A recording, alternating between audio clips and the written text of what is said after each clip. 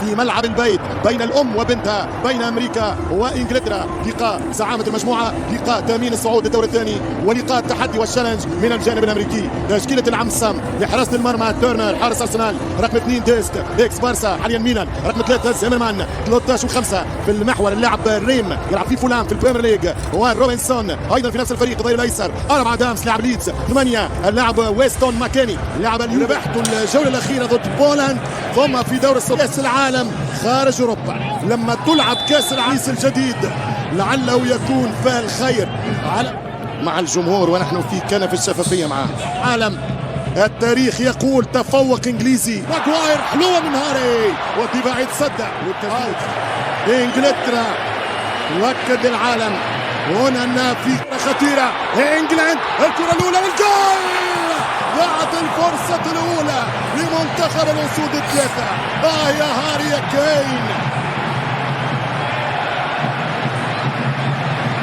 خايف من التسلل، يرجع يلعب كورة والحارس حضاري من الكرة الأولى، ممكن يا هاري في خطأ. منتخب أمريكا في عرضية خطيرة بالراس، كرة أولى على مرمى الحارس بيكفورد، كانت من وايت أو رايت، هذا مهاجم اسمه رايت.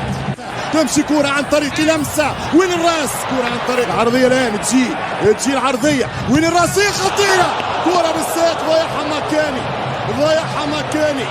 فرصة كبيرة ضاعت على المنتخب الأمريكي. رحيم ستيرلينج توقع فيها السيطرة الإنجليزية، التسديدة والحارس بيكفورد، كرة لبيكفورد، كرة من موسى.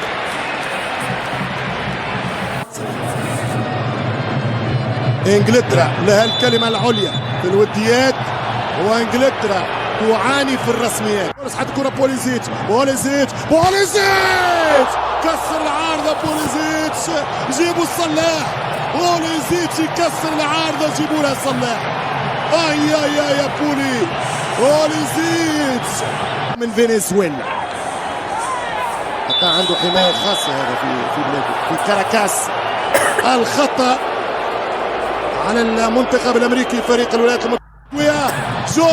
جورج الولد رايت الانطلاق خطيرة جدا، خطيرة وجول، فرصة كبيرة لامريكا. المنتخب الامريكي يؤكد لانجلترا عن طريق ديست احنا موجودين. حيمو لوكشو هي وضيعها الساكا الارسنال.